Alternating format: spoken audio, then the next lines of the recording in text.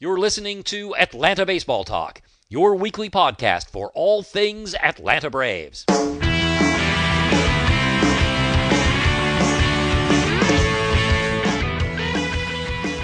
Welcome to show number 283. Today is Tuesday, October 28th, 2014, and my name is Steve.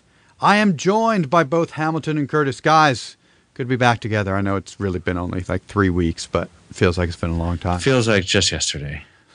Or feels like just yesterday. Or forever.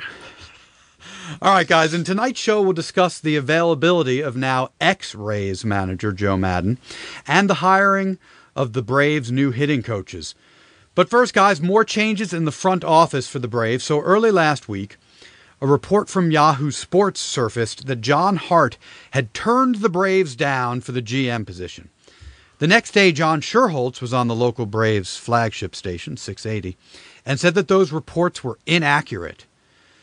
And the truth is somewhere in between, as last Thursday, the Braves announced that John Hart was joining the front office full-time in a newly created position called President of Baseball Operations, and that John Coppy, Coppy, would serve as his right-hand man. So as part of the announcement, the Braves made it clear that both Hart and Coppy would serve the GM role and more, and that they would not be naming a GM. So guys, when we interviewed DOB a couple of weeks ago, I know that I was at least pretty pumped at the prospect of Hart as GM. DOB Right. was pretty stoked about that. And this is essentially what has played out. But of course, it's not exactly what's played out. So, Hammy, what's your reaction to all this?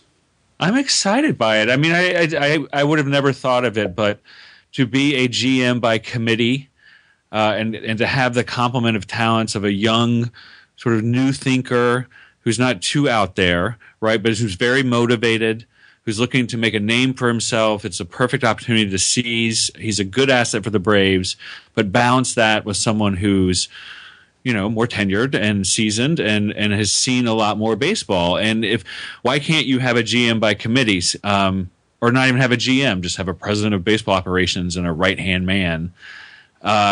I think it's a good model. I think I'm excited for the try. I think it's the best option available for the Braves right now. Kurt, do you see downside to it?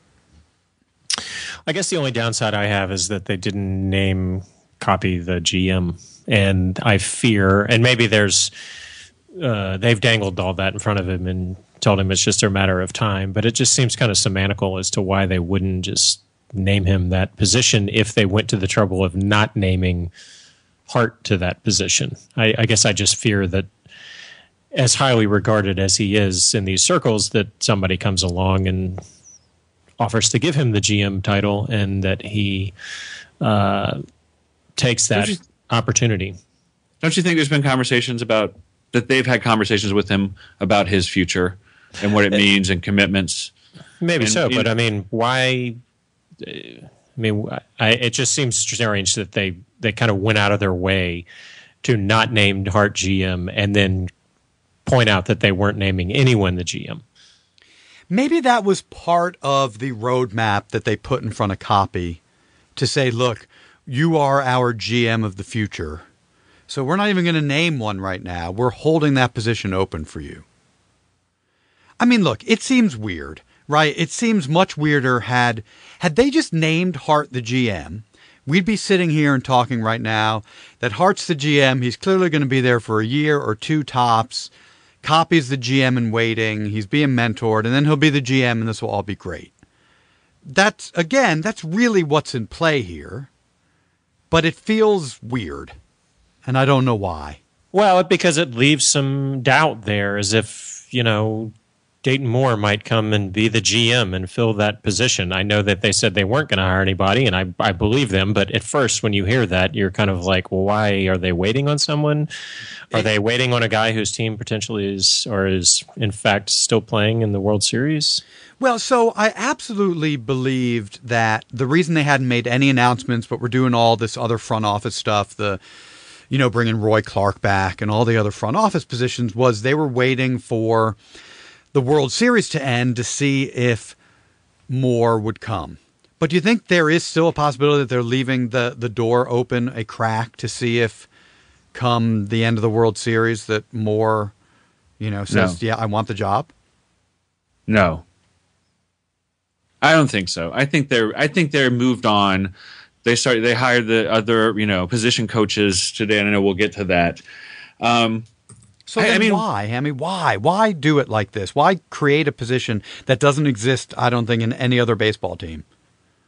Yeah, but companies do that. You come up with new organizational models and titles before. I think it's a way to protect Coppy a little bit. I mean, he's inheriting a bit of a mess, right? And there's not, I don't think anybody would boldly project the Braves to do well next year. And I think maybe there's too much expectations on him right now. And I think as long as Coppy is okay with, I don't need the title of GM when I understand where my role really is in this organization. I'm sure he's getting compensated in a way that works. I mean, why do you really have to have a GM? Can't you have two people fulfill the duties of that position? I mean, maybe it's assistant GM, but I don't know. Maybe I don't think it's as necessary as you guys say. I think the job is still going to get done. It's just going to be more of a partnership. I think it protects Coppy a little bit. And I think it gives Hart permission to make more day-to-day decisions without being seen as meddling or muddling. Well, I mean, now you're getting to something. I mean, Hammy, it feels weird because no other team does it. Every other Major League Baseball team has a GM. The Braves are the one team that don't have a GM. Yeah. So that feels strange. It does, absolutely. There is intent behind it. Right. It does feel strange. I don't think it's necessarily a bad idea. It's awkward. It's unusual. Well, does it make it set up more like an oligarchy, too, that you have Bobby and John Schuerholz and John Hart? I mean, I know that John Hart has been given this title, but all those guys kind of hang around that same stratosphere in this franchise. So is it going to be this even larger group that's involved in all these decisions? I mean, do you guys get the sense that that's playing a part in this, too? I mean, maybe. We talked about this after the Wren firing, that it's all well and good about his bad, free agent signings and some of the bad extensions, but it's not like Schuerholz wasn't around for all of that. So maybe this creates more of a general management by committee so that everyone feels comfortable about the righting the ship actions and decisions that are made over the next couple of years. Do you guys think that there was ever really the exhaustive search that they described the day that they announced the firing of Wren? It doesn't feel like there was really an exhaustive search. No.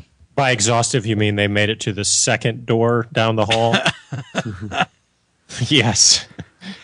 Exactly. I mean, the exhaustive search stuff was all well and good, but it's not the Braves' way. Right? It feels like the search was never going to extend beyond, down the hall and Dayton Moore, because they always want to keep it in the family. I mean, we talk so much about the Braves' way and the sort of bogus pie in the sky stuff that Schuerholz said in defining it. But really the Braves' way is keeping it in the family when you're talking about the front office and the coaching staff. Right? I mean, even the new hitting coach, whose name I don't know how to pronounce. Is it Seitzer? I think it is Seitzer. Yeah. Seitzer has connections to both Schuerholz and Hart. It's not a coincidence. So I really don't believe they were scouring the far reaches of assistant GMs across Major League Baseball to find someone. I really don't. No, I think their mind had been made up before before it all. Even they fired Frank. They were hoping how this was going to play out. Well, I think that they were like, option one is Hart, option two is Dayton Moore, and if we have to, we'll go to Coppy. Yeah. And they made all those moves, obviously, before they even got to this point. So it's the same thing we talked to Dave O'Brien about, that they were making all these moves, including the Freddie move, without even potentially searching for a GM. So it was kind of clear that they were trying to keep this under the same roof as much as possible. So you bring up Freddie, Kurt, and I'd like to get to the next topic, which is the day after the John Hart announcement. The Tampa Bay Rays manager, Joe Maddon, announced he was opting out of his contract and would be looking for other managing opportunities within baseball. So, Kurt, can you come up with one good reason why the Braves should not change direction regarding the announcement that Freddie's returning and go as hard after Maddon as possible? No. Other than maybe money. I would imagine Maddon would demand a lot of money. But no, I mean, I think we've all been pretty strong, put our feelings pretty forward strongly that we're not real happy with Freddie and his continuation as the manager of this team. And you can't argue with the results that Maddon got in Tampa.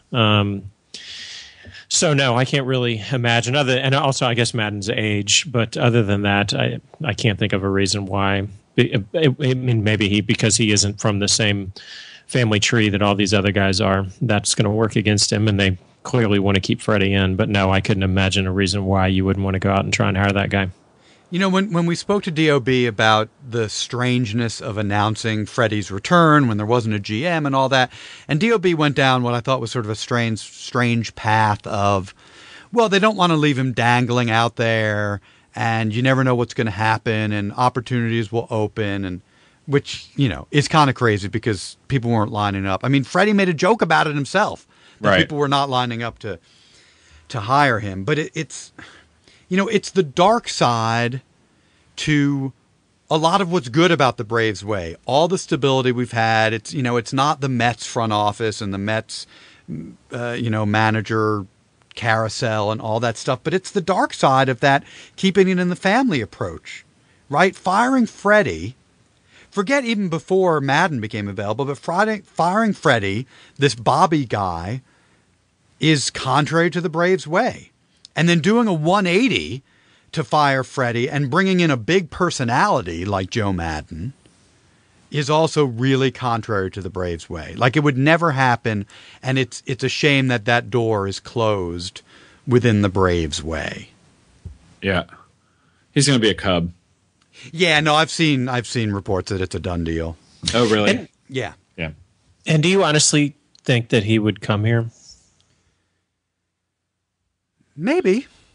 Hart's got a good reputation. Yeah, Hart's look, everyone in baseball loves Bobby. The chance to work alongside Bobby, I think, is actually a big plus. And you have a new stadium coming. My God, he's, so tired of no one coming to his games and not being in a real city. I think that there's attractive things about the Braves job. Yeah, I mean, if he's going to the Cubs, obviously that's a team depleted of talent. But I was thinking more. But it's also a whole other stratosphere of money and all those things. Yeah, but I was thinking more like, if I'm him, there seems like there's a team right on the edge that's loaded with young talent that you could really jump into and take to the next level. And I guess the Braves, if we were looking at this last year, we would think that was the team that they were. And now we're looking at it through the 2014 lens and feeling that that's not necessarily the case. So, that's the only thing I was thinking is, would you want to take on this roster? Because it seems to me pretty hamstrung and limited right now. I mean, these guys have huge egos, and they want to come in and be the savior. So I hear you, but I also think it's sometimes not a deterrent. So instead, he's going to go and self-immolate himself with the Cubs. Well, but just like just like Theo going to the Cubs, you become an immortal if you get a World Series there. Yeah, and the Cubs are on the upward trend. Sure, absolutely. I mean, I think with the right manager, they could make hay in the next couple of years. And it's exciting. I mean, the Cubs are still, and Chicago and that stadium, it's as sexy as it gets. And add Joe Maddon to that, it's gonna, my God, they sell it out as it is already. I mean, there's going to be a lot of excitement about the Cubs with Maddon going there. It's a tough division. Yeah. So, guys, yesterday the Braves finished reshaping the coaching staff by hiring Kevin Seitzer as the new hitting instructor and Juan Castro as the assistant. So Seitzer, according to reports, he's all about hitting the ball up the middle, going the opposite way. He led the Blue Jays last year, where he was hitting coach, to 4th in runs and 2nd in OPS in the American League. So, Hammy, anything you don't like about this development? No, not really. I mean, he was on a homer-happy team because I think they were 3rd in the American League in homers as well, or 2nd. The Braves were homer-happy in their minds. Yeah. So he had better talent. So, I don't think we're the same team, obviously, as the Blue Jays were last year, so that's a bit of a concern. They didn't steal a lot of bases. Again, that's more on talent, really, your manager, not your hitting coach. But I don't know. I'll wait and see. I like the high batting average and high OPS numbers that they had in the American League. Yeah, I mean, to me, like every article about the new hitting instructor that's just been hired, it's the equivalent of he's coming into spring training in the best shape of his life. Yeah. Like it's all accentuating the positive. It's totally easy to get on board, and I'm totally on board with this guy. And then you've got Juan Castro, who's been in baseball for 25 years. Yeah, Juan. Yeah. I think it's Juan. Sorry. Yeah. He's been in baseball for 25 years, and, yes, my God, they're going to turn it all around. Who knows? It would be great. Maybe there's something about his voice and his technique that the guys will, sort of be able to get into their heads, and maybe not.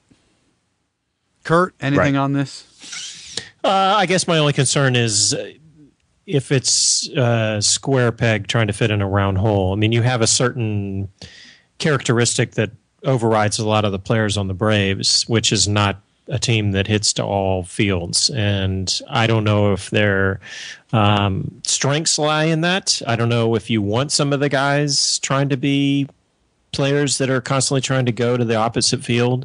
I looked back to see kind of why he was fired from the Royals, and of course, keeping it with all in the system, it was Ned Yost, who was the manager, and he fired him because they weren't hitting enough home runs in Kansas City. Basically, that was kind of the underlying reason that he was giving for getting rid of him. They didn't score a lot of runs, and they didn't hit a lot of homers. They had high OBP, and the one thing this teams don't strike out a lot. But again, like Hamilton said, it's a totally different talent set coming from Toronto. And like you said, is it coming off his career year? And then he comes over and is stuck with the same guys here. And if, are they going to listen? Are they going to take his approaches? Are they going to do these things that he's trying to teach them? And is it going to be the best fit for the Braves? That's going to have to be a change of philosophy from the top all the way down, because this is not a guy that is looking to wait around for the 3-run homer. That's not his offensive approach. So that's anti-Bobby Cox. That's anti-Freddie Gonzalez.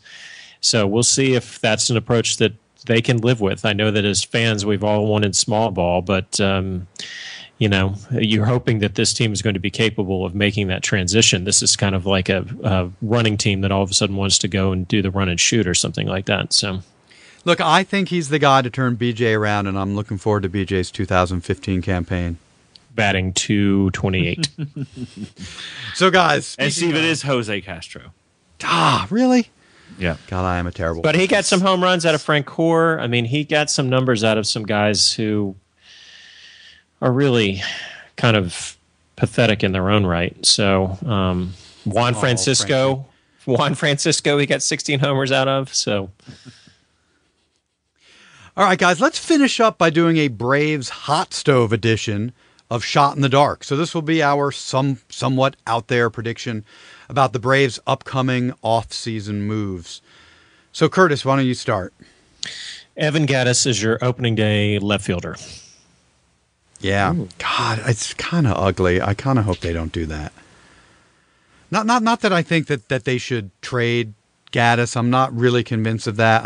We talked about this a few weeks ago. I'm not convinced they really get a ton for Gattis, but we saw how ugly and demoralizing and deflating bad defense is this year, and it would just be more of the same with him in left. You kind of wish we still had Jordan Schaefer at this moment. If we are to get rid of BJ, to have a stopgap.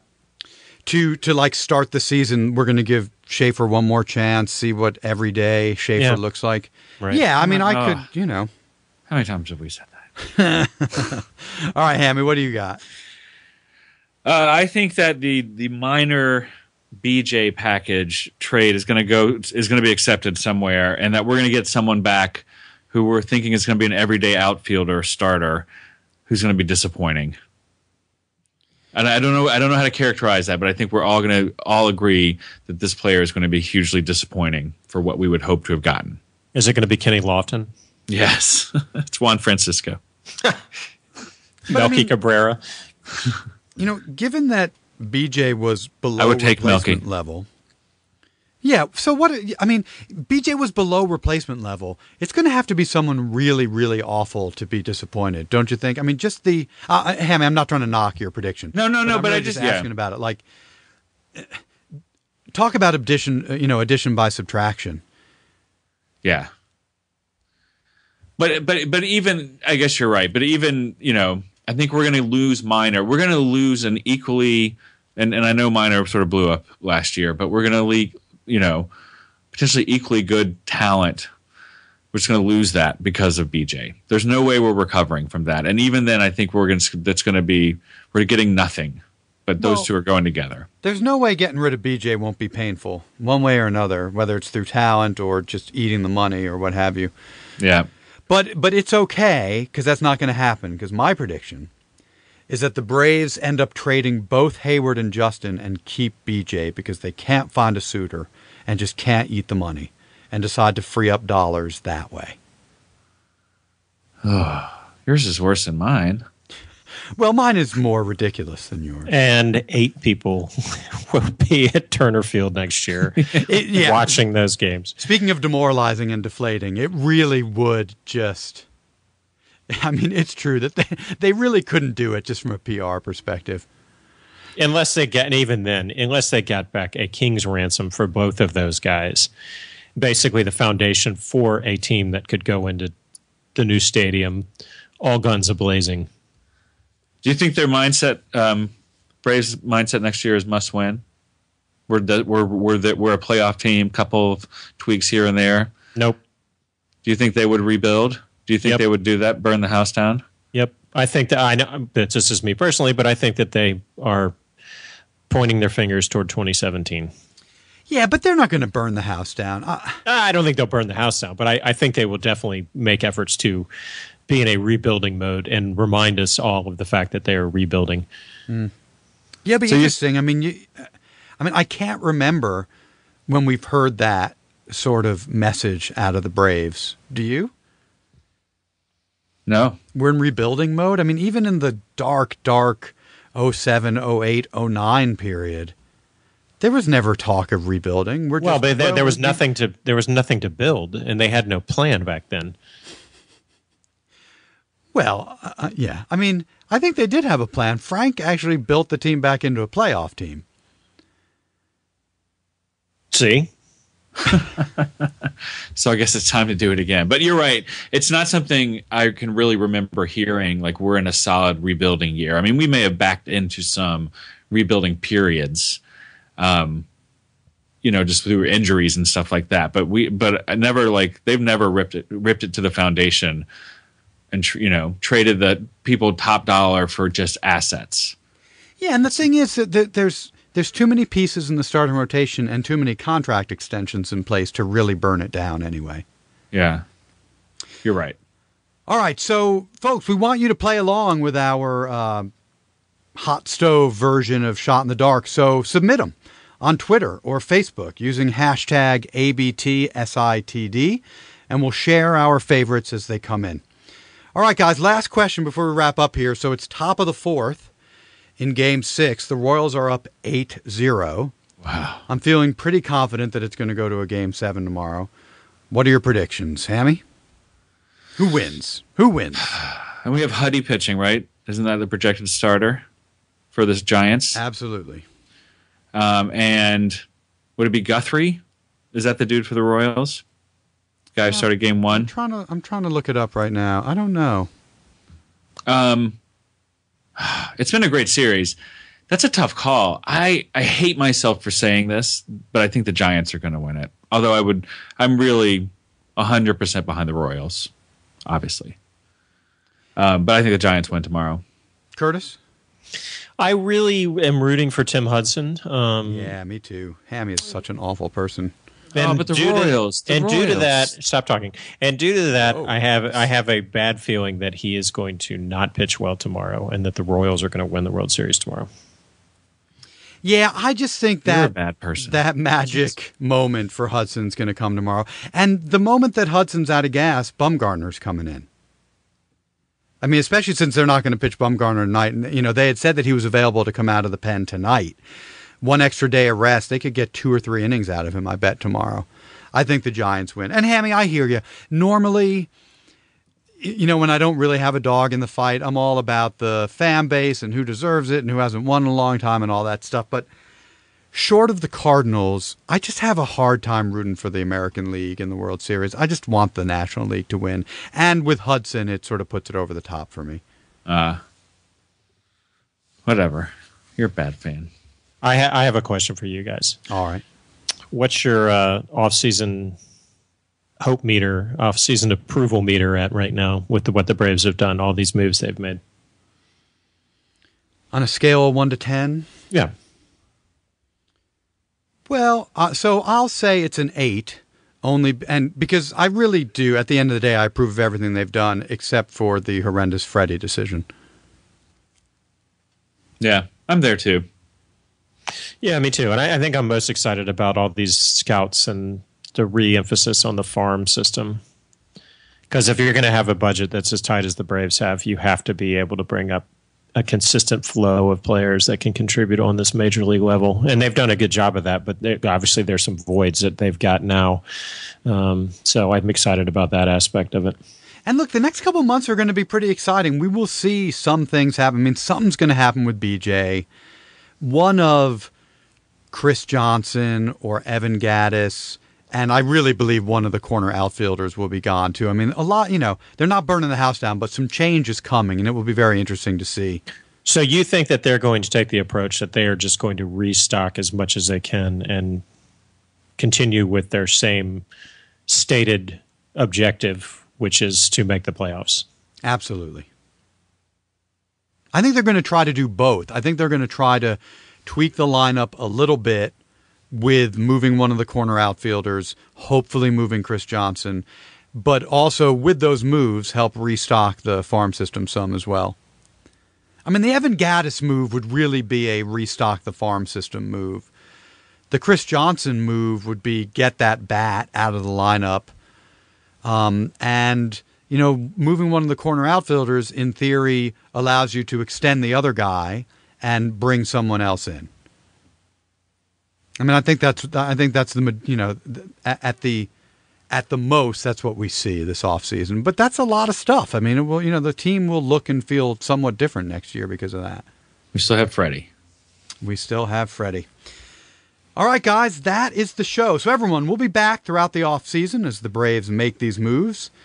And be sure you're subscribed to our YouTube channel, as well as iTunes or Stitcher, so that you don't miss any of the shows. And as always, check us out at AtlantaBaseballTalk.com for past shows, to check out our blogs, and to post in our comments section. And be sure to follow us on Twitter at ATL Baseball Talk, and to like us on Facebook. Thanks again for listening, everyone, and go Braves! Thanks for listening to Atlanta Baseball Talk, your weekly podcast for all things Atlanta Braves. To find new shows, to post in our forum, or to send a comment, please visit us at AtlantaBaseballTalk.com. Had to admit the problem.